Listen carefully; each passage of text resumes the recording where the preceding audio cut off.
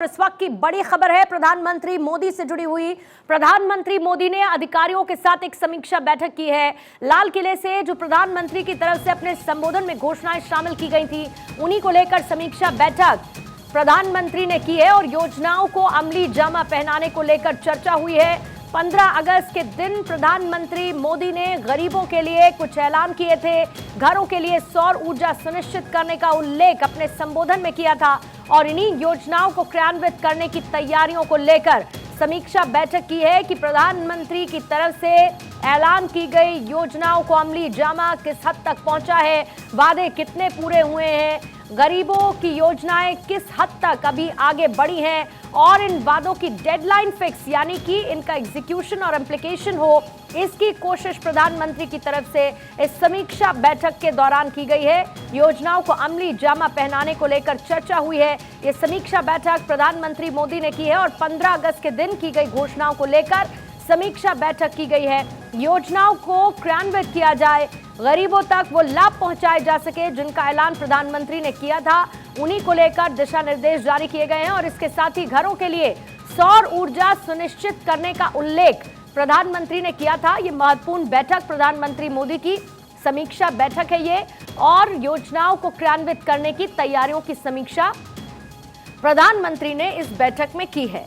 15 अगस्त के दिन प्रधानमंत्री की तरफ से कई घोषणाएं की गई थी। लाल किले की प्राचीर से अपने भाषण में, अपने संबोधन में प्रधानमंत्री ने जो घोषणाएं की थी, वो घोषणाएं किस हद तक जमीनी स्तर पर पहुंची हैं, लोगों को कितना लाभ उसका पहुंच पाया है, डेडलाइन क्या है और अभी तक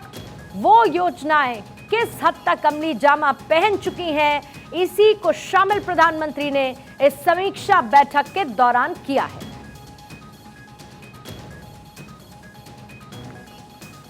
और प्रधानमंत्री इस बात का जिक्र हर बार करते हैं कि हम सिर्फ घोषणाओं का ऐलान नहीं करते हैं, बल्कि वो वायदे पूरे हों ये भी सुनिश्चित करते हैं। आपको सुनवा देते हैं लाल किले की प्राचीर से प्रधानमंत्री मोदी के संबोधन में शामिल उन तमाम वायदों को जिसकी डेडलाइन फिक्स प्रधानमंत्री ने इस समीक्षा बैठक में शामिल की। आने वाले दिनों में आने वाली विश्वकर्मा जयंती पर एक कार्यक्रम हम लागू करेंगे। इस विश्वकर्मा जयंती पर हम करीब 13-15 हजार करोड़ रुपया से जो परंपरागत कौशल्य से रहने वाले लोग, जो औजार से और अपने हाथ से काम करने वाला वर्ग है, ज्यादातर ओबीसी समुदाय से, हमारे सुथार हो, हमारे सोनार हो, हमारे राजमिस्त्री हो, हमारे कपड़े धोने वाले काम करने वाले लोग हो, हमारे बाल काटने वाले भाई बहन परिवार हो, ऐसे लोगों को एक नई ताकत देने के लिए हम आने वाले महीने में विश्वकर्मा जयंती पर विश्वकर्मा योजना लॉन्च करेंगे और करीब 13-15 हजार करोड़ से उसका प्रारंभ करेंगे। मेरे प्यारे परिवारजनों, जन औषधि केंद्रों ने देश के सीनियर सिटीजन, देश के मध्यम वर्गीय परिवार को एक नई ताकत दी। जिस संयुक्त परिवार में अगर किसी को एक डायबिटीज जैसा हो जाए, 2-3 हजार रुपया दवाई का बिल स्वाभाविक हो जाता है। हमने जन औषधि केंद्र से जो दवाई बाजार में 100 रुपए में मिलती है, वो 10 रुपया, 15 रुपया, 20 रुपए में दी और आज देश में 1000 जन औषधि केंद्रों से मेरे इन बीमारी में जिनको दवाई की जरूरत थी, ऐसे लोगों के करीब 20,000 करोड़ रुपया उनके जेब में बचा है और ये ज्यादातर मध्यम वर्ग के परिवार के लोग हैं। लेकिन आज उसकी सफलता को देखते हुए मैं देशवासियों को कहना चाहता हूं, जैसे हम एक विश्वकर्मा योजना लेकर के समाज के उस वर्ग को छूने वाले हैं, अब देश में 10,000 जन औषधि केंद्र से हम 25,000 जन औषधि केंद्र का लक्ष्य लेकर के आने वाले दिनों में काम करने वाले हैं। गरीबी कम होती तो देश की मध्यम वर्ग की ताकत बहुत बढ़ती है और अगर दुनिया में, और मैं आपको विश्वास दिलाता हूं, आने वाले 5 साल में मोदी का गारंटी है, देश पहले 3 वैश्विक इकोनॉमी में अपना जगह ले लेगा। ये पक्का जगह ले लेगा। आज जो 13.5 करोड़ गरीबी से बाहर आए हुए लोग हैं, वो एक प्रकार से मध्यम वर्ग की ताकत बन जाते हैं। जब गरीब की खरीद शक्ति बढ़ती है तो मध्यम वर्ग की व्यापार शक्ति बढ़ती है। जब गांव की खरीद शक्ति बढ़ती है तब कस्बे और शहर की आर्थिक व्यवस्था और तेज गति से दौड़ती है और यही इंटरकनेक्टेड हमारा अर्थ चक्र होता है। हम उसको बल देकर के आगे चलना चाहते हैं। मेरे प्यारे परिवारजनों, शहर के अंदर जो कमजोर लोग रहते हैं, बिना घर को मुसीबत रहती है, मध्यम वर्ग के परिवार अपना खुद का घर का सपना देख रहे हैं, हम उसके लिए भी आने वाले कुछ सालों के लिए एक योजना लेकर के आ रहे हैं, और जिसमें ऐसे मेरे परिवारजन जो शहरों में रहते हैं लेकिन किराए के मकान पे रहते हैं, झुग्गी झोपड़ी में रहते हैं, चाल में रहते हैं, अनऑथराइज कॉलोनीज में रहते हैं, ऐसे मेरे परिवारजन अगर अपना मकान बनाना चाहते हैं तो बैंक से जो लोन मिलेगा उसके ब्याज के अंदर राहत दे करके लाखों रुपयों की मदद करने का हमने निर्णय किया है। मेरे प्यारे परिवारजनों, विश्व कोरोना के बाद अभी तक उभर नहीं पाया है। युद्ध ने फिर एक नई मुसीबत पैदा की। आज दुनिया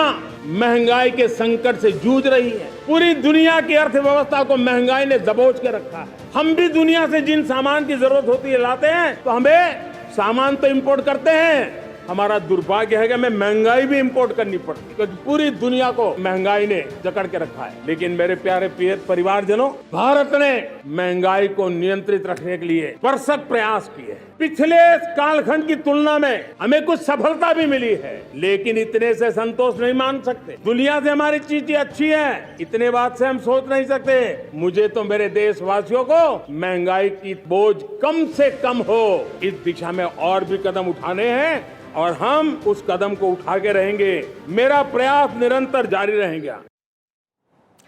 तो मेरा प्रयास निरंतर जारी रहेगा, इस बात का जिक्र प्रधानमंत्री मोदी ने लाल किले की प्राचीर से 15 तारीख को किया था, और उन्हीं वायदों को लेकर ये समीक्षा बैठक। इसी समीक्षा बैठक पर और ज्यादा डिटेल्स देने के लिए इस वक्त जुड़ चुके हैं हमारी पॉलिटिकल एडिटर अदिति नागर। अदिति, कौन कौन से वो वायदे जिनको लेकर समीक्षा आज की इस बैठक में प्रधानमंत्री मोदी ने की कि वो जमीनी स्तर तक कहां तक पहुंचे हैं? देखिए, वैसे तो अक्सर पूर्णिमा जी कहा जाता है कि जब चुनाव में 8 महीने का वक्त रहता है देश के चुनाव में, तो सरकार जो गवर्नेंस है वो काम करना बंद कर देती है। लेकिन प्रधानमंत्री नरेंद्र मोदी ने जो भी वादे अपने इस कार्यकाल में किए हैं, वो वादे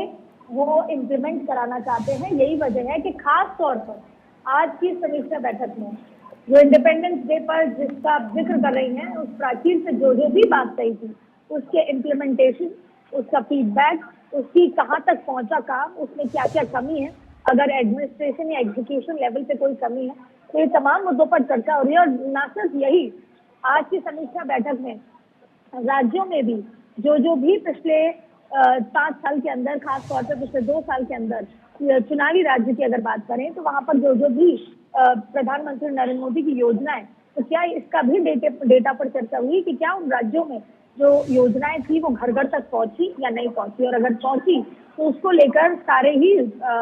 लोगों को, जो स्टेट यूनिट है या फिर सांसद है, उनको एक बार फिर ये कहा जा रहा है कि अब क्योंकि उन चुनावी राज्यों में केवल 30 दिन से कम का समय बाकी है, लगभग उस आचार संहिता लगने के बाद का समय बाकी है, तो एक बार फिर ये कहा जाए कि सरकार ने क्या कुछ किया। लेकिन एक समीक्षा बैठक का फोकस सबसे ज्यादा ये है, गरीबों को घर देने के, घर बनाने के लिए जो क्रेडिट देने की बात थी कि किस तरह से पैसे क्रेडिट किए जाएं, कैसे दिए जाएं, एक तो वो एक बड़ा मुद्दा है। इसके अलावा आपने ये देखा कि हाउसिंग, मिडिल क्लास हाउसिंग को लेकर कैसे घर बनाने की जो स्कीम है उसका कहाँ तक पहुंची और उसका इम्प्लीमेंटेशन कहाँ तक हुआ, और ये तमाम बातें जो भी प्रेपरेशन और इम्प्लीमेंटेशन को लेकर प्रधानमंत्री नरेंद्र मोदी ने आज एक समीक्षा बैठक में बहुत सारी बातें जो उन्होंने लाल किले की प्राचीर से कही, वो भी बात है। और इसके साथ साथ जो ये कहा जा रहा है कि 2028 तक ये जितने भी शिल्पकार हैं, जैसे विश्वकर्मा योजना कही जाती है, 28 तक 30 लाख लोग लाभार्थी होंगे। वो 30 लाख लोग ज्यादातर ओबीसी बैंक के होंगे, ओबीसी जैसे क्लास के होंगे। उनके लिए भी किस तरह से काम आगे बढ़ाया जाए, कहाँ तक पहुंचा है, कितने परिवारों को ये शुरुआत की जाए, ट्रेनिंग कब से दी जाए, इन तमाम मुद्दों पर आज विस्तार से चर्चा की जा रही है। जी, और लगातार प्रधानमंत्री इस बात का भी अदिति जिक्र करते रहे कि उनका ये प्रयास हमेशा जारी रहेगा। खास तौर से देखिए, अपने संबोधन में प्रधानमंत्री ने गरीबों का जिक्र किया था, जो एक वर्ग गरीबी रेखा से बाहर निकला उसका जिक्र प्रधानमंत्री मोदी ने किया था, और बाकी भी तमाम योजनाएं जिनका जिक्र प्रधानमंत्री ने लाल किले की प्राचीर से किया था। लेकिन आज की इस बैठक में क्या कुछ ऐसा फोकस सेंट्रिक रहा जिसके लिए डेडलाइन तय की हो प्रधानमंत्री ने, या उनको इस बात की कमी महसूस हुई हो कि शायद ये ज्यादा एक्सटेंड हो गया, अभी तक कुछ ऐसी योजनाएं थी जो एक लेवल तक पहुंच जानी चाहिए थी? देखिए, इसे ही शायद वो जैसे बोलते हैं एफर्ट कह लें, या फिर इस तरह की चीज की जो भी अनाउंसमेंट कर दिए जा चुके हैं उनका एग्जीक्यूशन किस लेवल पे है, और यही शायद खींचने वाली बैठक थी, जिसमें अधिकारी हों या एडमिनिस्ट्रेटिव जो लोग हैं उनसे कहा जा रहा है कि ये मामला कहाँ तक पहुंचा। अक्सर ऐसा होता है कि हम अनाउंसमेंट कर देते हैं लेकिन उसका एग्जीक्यूशन नहीं हो पाता, और फिर अगर इसको राजनीतिक लिहाज से समझें तो प्रधानमंत्री नरेंद्र मोदी ये कह चुके हैं कि कोई भी किसी जाति से नहीं आता, मेरे लिए गरीबी ही एक जाति है और मुझे उन लोगों के लिए काम करना है। तो चाहे वो middle class, poor and middle class के घरों की बात हो रही है, चाहे विश्वकर्मा योजना की बात हो रही है, तमाम ऐसे मुद्दे उनके लिए हैं, उनके उत्थान के लिए हैं जो गरीबी रेखा में, जो पिछड़े हुए हैं, जो परेशान हैं, जिनके जो कल्चरल काम है वो रुक गए हैं, उनको कैसे उत्थान दिया जाए। किसानों के लिए जो घोषणाएं की गई थी, एमएसपी को लेकर जो घोषणाएं, ये सारे इम्प्लीमेंटेशन के जो पेंडिंग काम है उस पर आज रिव्यू बैठक हुई है और आप देखेंगे कि आगे से आपको और स्पीड से काम होता नजर आएगा। क्योंकि डेडलाइन की अगर बात करें तो भले ही आचार संहिता लगती है देश के चुनाव की अगले साल लगेगी जब बजट के बाद, लेकिन फिर भी दरअसल तब तक इम्प्लीमेंटेशन अगर आधे रास्ते तक भी पहुंचता है तो कहीं ना कहीं कोई ना कुछ राहत भी होगी